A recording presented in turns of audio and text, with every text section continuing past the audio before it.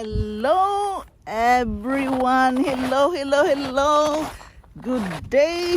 How to notice our growth? Have you ever think it, guys? How to notice our growth? Guys, welcome to Yundel channel. You are with me here out in the farm walking towards the woods. Guys, how are you today? Once again, I have to welcome you in Yundel channel. And today I am going to talk about how to notice our growth. Are you growing, guys? Are you still growing? We are not talking about growing our height or our body or growth. Your personality, are you growing? Guys, disclaimer again, I am sharing you some thoughts from my own life journey and from my own reading.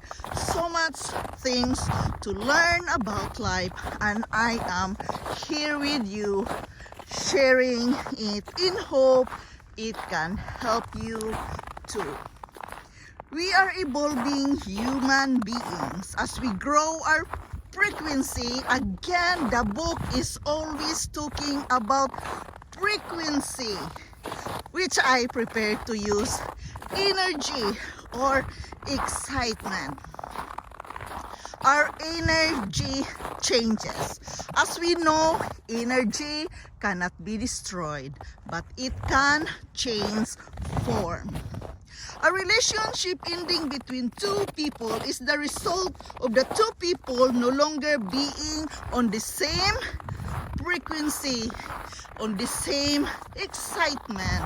When two people separate their ways, they are no longer in the same energy or in the same excitement in their stage of life. When people no longer match to each other,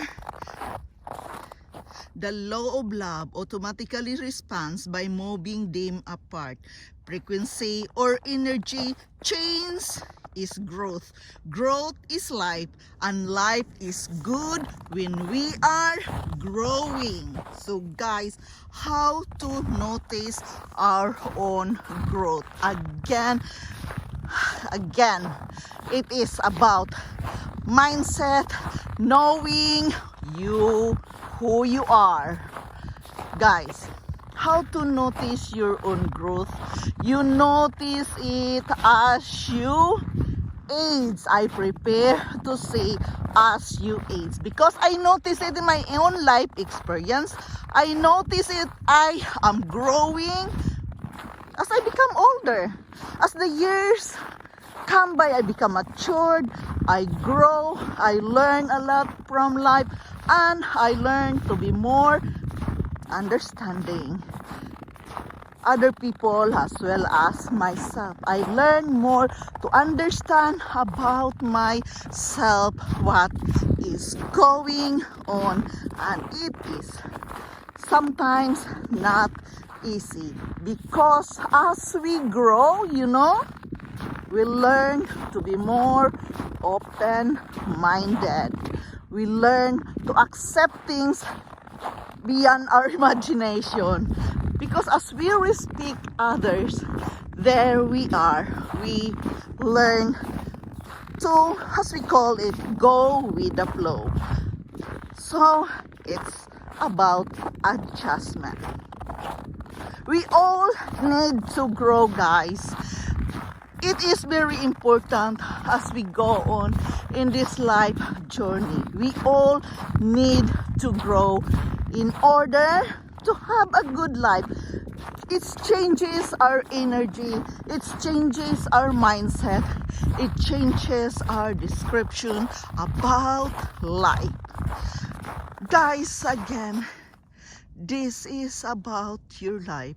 We must accept each other, especially your partner, that we are growing. As we old, we grow. We learn a lot, But at the same time, guys, we must learn to accept the other person. We must learn to respect the other person.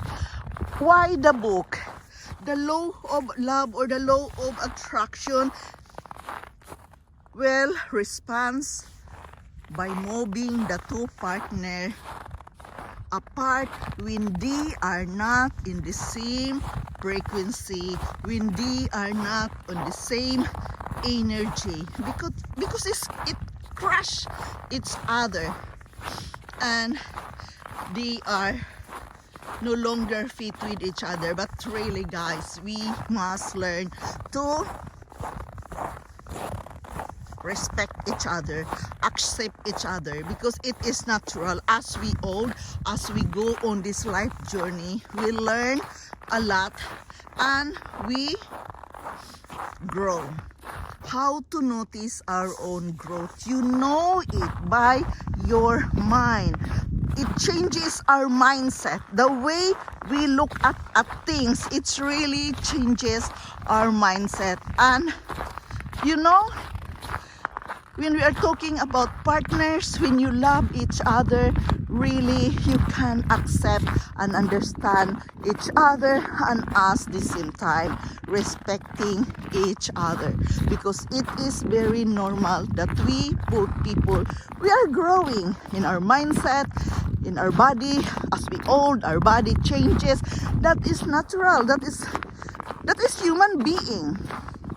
We learn to grow, and sometimes we don't notice it. It changes our mindset, and the other people or someone in the family notice it. It's not always the case that we notice it by ourselves. It takes time. But as you educate yourself, you notice it, that you learn a lot. Once you learn a lot, that means also you are growing. When you learn about life, when you learn about the situation, especially when you begin to have an open-minded, understand other people, there you grow. You notice it by yourself when the way of thinking, it changes. The way you think, the way you handle things, it changes. And again, it is always about awareness. You are aware that you are growing, but you notice it a lot when you are good in reading. Read a lot, because reading is knowledge, and it gives you more ideas, it gives you more knowledge. And by that, when you acquire all this knowledge, you notice it, that you are growing. Growing for me, guys, is also about learning. We are evolving human beings, and as we grow, our energy changes, the frequency, the vibration around us changes, and it's normal.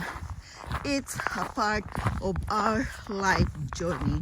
But sometimes it goes to the point that relationship will not survive, especially if we always use our ego, our pride, especially when you learn a lot, you know a lot, and you just consider yourself, not considering the other partner, the person you live with.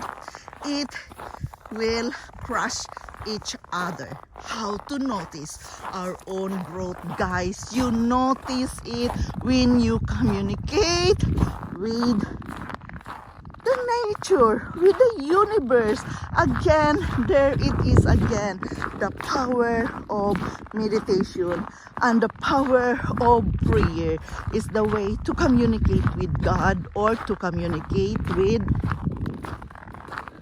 the universe, as they prepare to call it here in the book.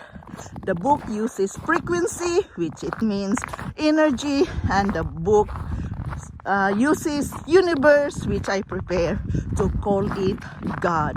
We have God in us, and it is very important that we must keep on communicating our inner spirit. That is communicating with God.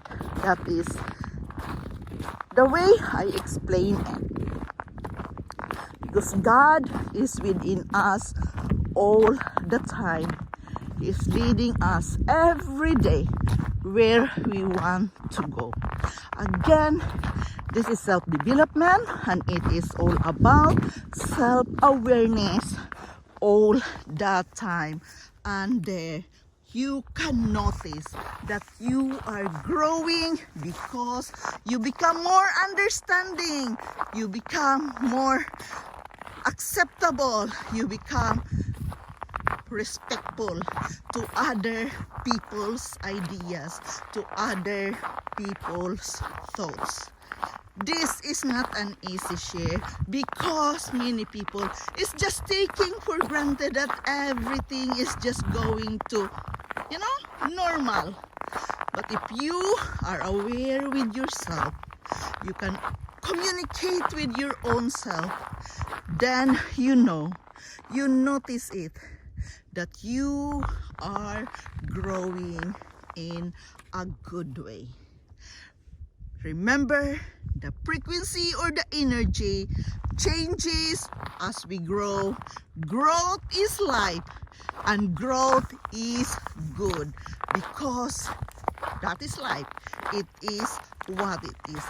Guys, again, thank you so much for watching Yundel. Thank you so much, guys. Don't forget to click the like button and the bell so you are always notified every time I have a video to share. Thank you so much, guys. I love you all, and I wish to see you in my next upload. Bye.